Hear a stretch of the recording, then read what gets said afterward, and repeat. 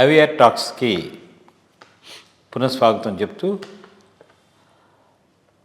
శ్రీరామనవమి శుభాకాంక్షలు తెలుపుకుంటూ ఇప్పుడు మనం నేషనల్ ఇష్యూస్ మీద ముఖ్యంగా ఏంటంటే మనం లాస్ట్ వీక్ కాంగ్రెస్ మేనిఫెస్టో గురించి మాట్లాడుకున్నాం.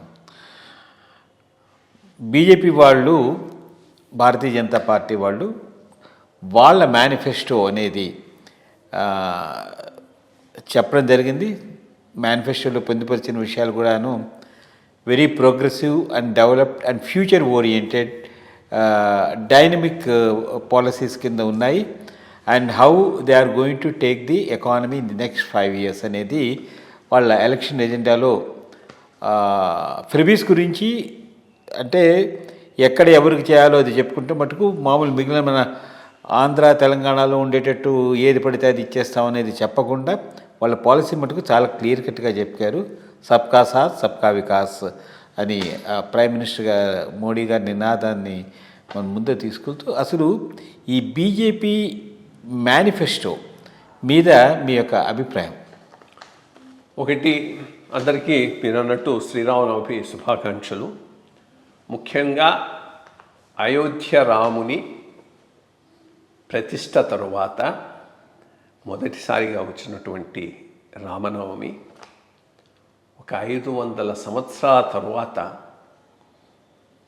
జాతి పునర్వైభవాన్ని మనం చూస్తున్నామని చెప్పుకోవాలి. అది సామాన్యమైనటువంటి విషయం కాదు. రాముడి జన్మభూమిలో ఉన్న మందిరాన్ని కేవలం మా మత విధానమే సరైన విధానము, ఇంకేది కాదు అనేది ప్రూవ్ చేయటానికి ఆ రోజు పడగొట్టి కట్టినటువంటి మసీద్ అది. ఇన్నాళ్ళు పట్టింది జాతి. అండ్ రెండోది, మనం అంతకుముందు మాట్లాడుకున్నట్టుగా ఇది కొత్తగా వచ్చిన వివాదం అయితే కాదు, అక్బర్ టైం నుంచి రన్ అవుతున్నటువంటి వివాదం. దానికి ఒక ఫైనల్ స్టేజ్ వచ్చి ఆడ చక్కగా రామనవమి ఉత్సవాలు జరుపుకోవటం అనేది చాలా ముదాహమైనటువంటి విషయం. ఇక బీజేపీ మేనిఫెస్టోకు వస్తే, మొన్న మనం అదే చెప్పుకున్నాం, కాంగ్రెస్ మేనిఫెస్టో ఒక దివాలా తీసిన కంపెనీ ఇచ్చిన పోస్ట్ డేటెడ్ చెక్ లాగా ఉన్నదని. వాళ్ళు తిరిగి అధికారంలోకి రాము కాబట్టి మొత్తం ఎన్నెన్నో ప్రామిస్ చేశారు. అటువంటిది కాకుండా ఇది చాలా చాలా క్రిస్ప్గా మేజర్ ఇష్యూస్ను అడ్రస్ చేస్తూ ఉన్నది. మొట్టమొదటిది యూనిఫామ్ సివిల్ కోడ్ గురించి మాట్లాడారు. చాలా చాలా ఇంపార్టెంట్ అది. తప్పకుండా నెక్స్ట్ 5 yearsలో దాన్ని అమలు చేస్తారు. జస్ట్ లైక్ అంతకుముందు 370 గురించి, సిఏఏను గురించి చెప్పి మేనిఫెస్టోలో పెట్టి ఎట్లా చేశారో లాస్ట్ 5 yearsలో, ఈ తర్వాత తప్పకుండా ఇది జరగబోతున్నది. అదొక వెరీ గుడ్ థింగ్.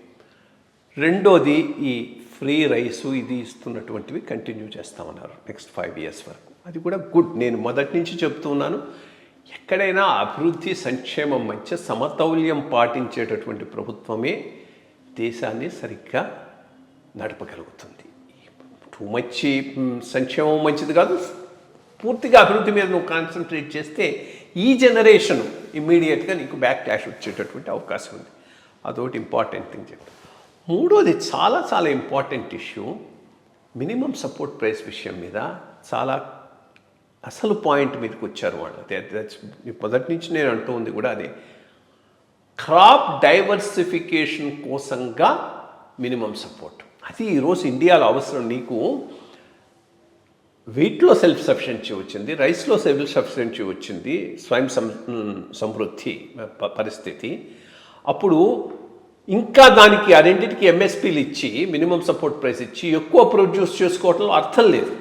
పోయినా సరే లాస్ట్ 2 yearsలో యుక్రెయిన్ వార్ వలన గ్లోబల్గా ఫుడ్ ప్రైసెస్ పెరిగాయి కాబట్టి మనకది కలిసి వచ్చింది ఇక్కడ పండటం అనేది. బట్ ఓవరాల్గా సిరియల్ ప్రైజెస్, ఆహార ధాన్యాల ప్రైజెస్ విషయంలో అయితే మనం ఎక్సెస్ ప్రొడక్షనే చేస్తున్నాం. వాటిని మళ్ళీ స్టోరేజ్ చేసుకోవటం, క్యారీ ఫార్వర్డ్ చేయటం, ఇది పెద్ద బర్డన్ అవుతున్నది.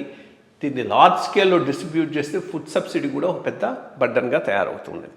సో వీటి కోసంగా ఎంఎస్పి ఇవ్వటం అనేటటువంటిది ఇక ముందు హయ్యర్ లెవెల్లో అంత ఆర్థికంగా సరైన నిర్ణయం కాదు. అందుకని సరిగ్గా అసలు పాయింట్కి వచ్చారు.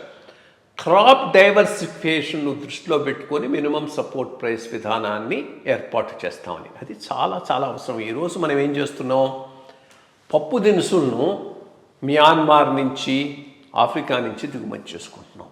అక్కడ నువ్వు మినిమం సపోర్ట్ ప్రైస్ ఇవ్వాలి, హయ్యర్ మినిమం సపోర్ట్ ప్రైస్ ఇవ్వాలి. హయ్యర్ మినిమం సపోర్ట్ ప్రైస్ కనుక నువ్వు పప్పు దినుసులకు ఇవ్వగలిగితే, పప్పు దినుసుల విషయంలో నువ్వు సెల్ఫ్ సఫిషియన్సీ సాధించగలిగితే ఫారిన్ ఎక్స్చేంజ్లో చాలా నీకు కలిసి వస్తుంది. రెండోది, నీ పీడిఎస్లో కూడా కేవలం గోధుమలు బియ్యం ఇవ్వటం ద్వారా న్యూట్రిషనల్ ఇంబ్యాలెన్స్ ఒకటి వస్తున్నది. నువ్వు ఈ పీడిఎస్లో ఇక ముందు పప్పు దినుసులు కొంత నూనె కూడా ఇవ్వాల్సినటువంటి అవసరం ఉన్నది, వంట నూనె. సో అందుకని పప్పు దినుసులు ఒకటి, దెన్ ఈ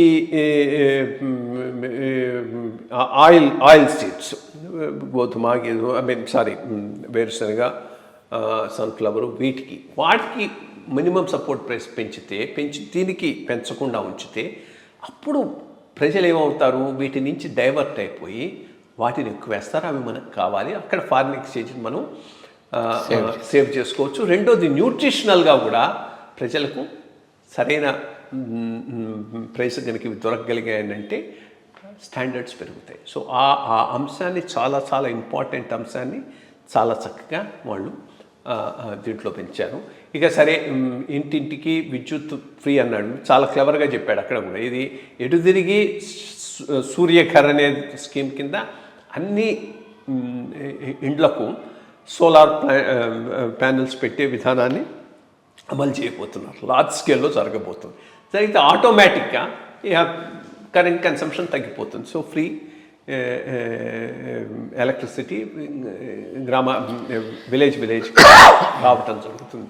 ఇక ప్రధానంగా ఆయన అదే చెప్తూ ఉన్నాడు కదా, నాకు 4 కాస్ట్స్ ఉన్నాయని. ఒకటి విమెను, ఇంకోటి పూరు, 2 వాళ్ళను టార్గెట్ ఏరియాను ఫోకస్లో పెట్టుకొని చక్కగా చేసినటువంటి మేనిఫెస్టోగానే నేను దీన్ని కన్సిడర్ చేస్తాను. సరే, digital expansion, physical infrastructure, social infrastructure, ఇవన్నీ మెన్షన్ చేశారు. జరుగుతూ ఉన్నాయి. ఆన్గోయింగ్ స్కీమ్స్ను ముందుకు తీసుకుపోవటం అవుతుంది. బట్ 2 ఐ థింక్ కొద్దిగా పెట్టుంటే బాగుండేది. మరి ఇది జూన్ది కోర్స్ చేస్తారా? ఒకటి ప్రధానమైనటువంటిది, మన రాజ్యాంగాన్ని ఏర్పాటు చేసినప్పుడు అందరినీ సమానంగా ట్రీట్ చేయకుండా మైనారిటీస్కు స్పెషల్ ప్రొవిజన్ కల్పించడం. కానీ మైనారిటీ 10%, 20% కొన్ని ప్రాంతాల్లో ఉన్న ప్రజలు మైనారిటీ అంటే అర్థం లేదు, వాళ్లకు స్పెషల్ ప్రొవిజన్స్. అది ఒకటి కాన్స్టిట్యూషనల్గా తీసేసే విధానాన్ని పెట్టుకొని ఉంటే బాగుండుండేది. మరి అది ఎందుకని ఆలోచించలేదో, మరి దాన్ని ఆ పైన చూస్తారా? అది చాలా చాలా ఇంపార్టెంట్. ఎందుకంటే ఎస్పెషలీ వీళ్ళు అంటున్నట్టు 400 అది కనుక వచ్చి కాన్స్టిట్యూషన్ను మార్చుకునేటటువంటి పరిస్థితి బీజేపీకి ఉంటే ఫస్ట్ చేయాల్సిన వాటిలో అది ఒకటి వస్తుంది. సో అదొకటి మిస్సింగ్. రెండోది, ఎన్ఆర్సీ ఒకటి, నేషనల్ రిజిస్ట్రీ ఆఫ్ సిటిజన్షిప్, దాని గురించి ఏం మెన్షన్ చేయలేదు. మరి అది చేస్తారా చేయరా చాలా ఇంపార్టెంట్. బికాస్ ఇల్లీగల్ ఇమిగ్రేషన్ చాలా చాలా మేజర్ ప్రాబ్లం భవిష్యత్తులో ఇండియాలో క్రియేట్ చేసేటటువంటి అవకాశం ఉంది. సో దాన్ని దృష్టిలో పెట్టుకొని దీని మీద దృష్టి పెట్టాల్సినటువంటి అవసరం అయితే ఎంతైనా ఉన్నది. But it's a welcome manifesto. వాళ్ళది అన్ని క్యాస్ట్ సెన్సెస్ చేస్తాము, ఇది చేస్తాము, డివిజివ్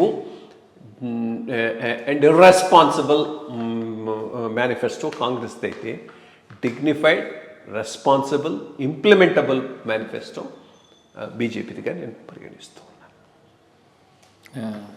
లెట్స్ హోప్ ఈ మేనిఫెస్టో రేపు ఎలక్షన్స్లో ఏ విధంగా పార్టీ అనుకున్న స్థాయికి మించి సీట్లు వస్తాయనేది చూద్దాం. మంచి వివరణ ఇచ్చారు, థ్యాంక్స్.